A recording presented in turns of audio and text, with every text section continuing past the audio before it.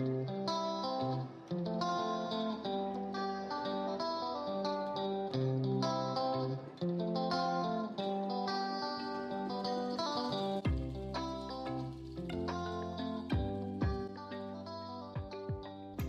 and welcome to today's video. My name is Alexi and I am the teacher behind Bukuras Tutorials.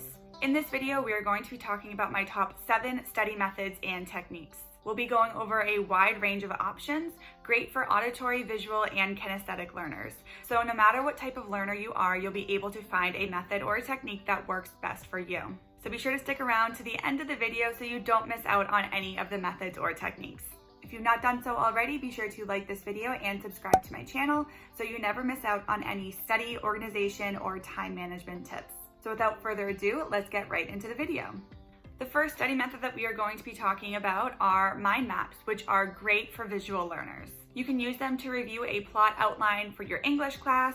You can use it in science to go over any vocabulary terms that you need to know. You can even use it in your history class when you are trying to compose an essay. You want to start with the main idea in the center, and the further out on the mind map you get, the more details or examples you can add. Be sure to keep all of the mind maps that you create throughout the year so you can return to them and use them to study at the end of a unit, a semester, or at the end of the year. Study method number 2 are flashcards. Now, these are great for all types of learners, specifically visual or kinesthetic. As you are doing the act of writing out the flashcards, they are great for visual learners. And then depending on how you use them to study, they can be really effective for kinesthetic learners as well. I always find it really helpful when you are studying with flashcards to create an I know pile and an I don't know pile. This helps a lot with time management. What I mean by this is you want to go through your set of flashcards once. If you know the information on the flashcard, then you put it in the I know pile. If you don't, then you put it in the I don't know pile. Then you want to go through the flashcards a second time, this time only focusing on the I don't know pile. This will help by focusing on just the areas that you need a little more help with. You can also work with a friend or a classmate as you are studying. You can even create memory games with flashcards.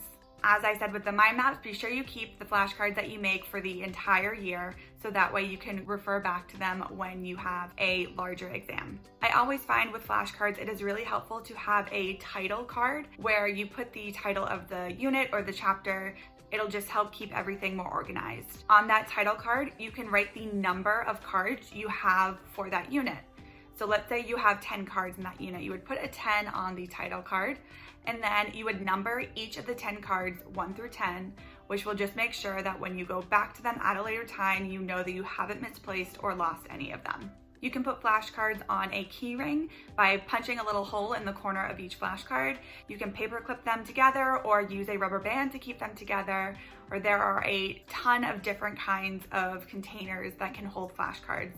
These all help you stay more organized and allow you to have easy access to them when you return back to the flashcards later on in the year. Continuing on with study method number 3, rewriting your notes.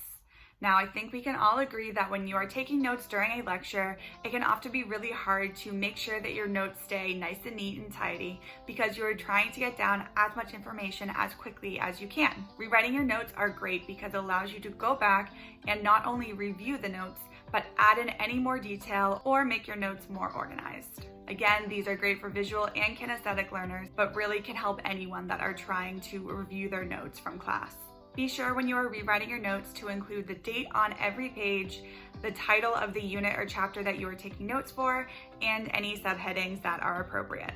When you go back and rewrite your notes, it also gives you the opportunity to mark anything necessary. What I mean by this is you can underline, bold, highlight, color code, and make sure that all of the information is neat and organized and easy for you to find when you go back at a later date to review it. Study method number 4 is great for auditory learners.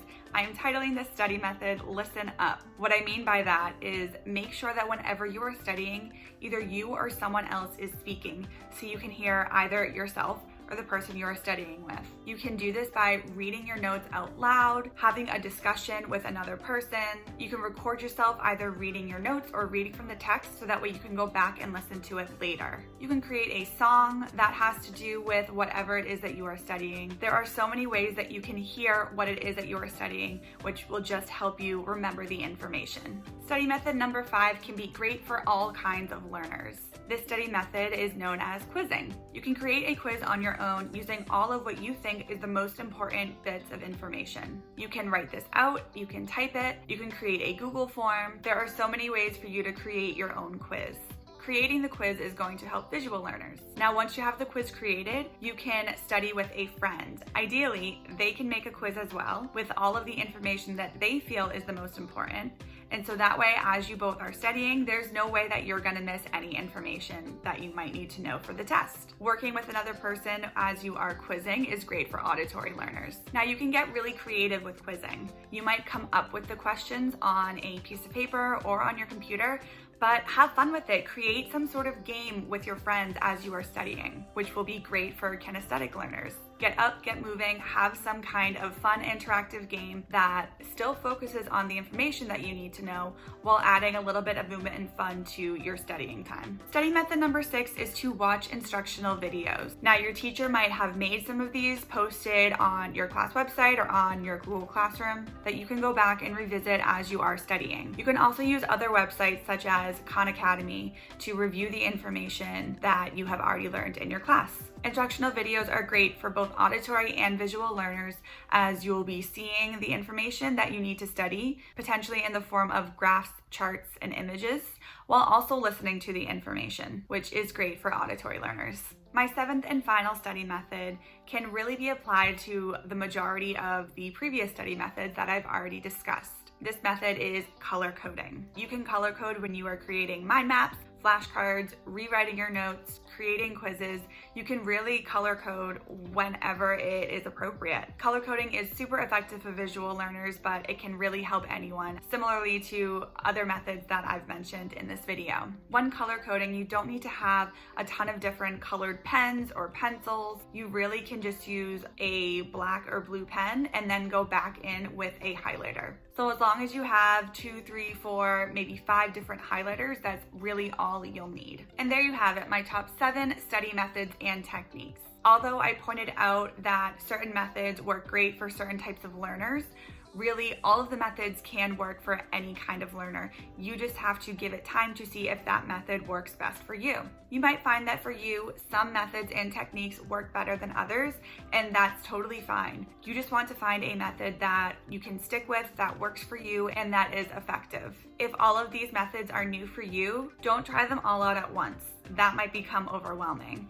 Try 1, maybe 2, and see how it works. If you get the results that you want, then you can either continue to use those methods or try to add in 1 additional method at a time. Again, if you have not already, be sure to like this video and subscribe to my channel so that way you never miss out on a study, organization, or time management tip. You can also leave a comment down below if there is a topic that you would like me to make a video on in the future. Thanks so much for watching, and I will see you next time.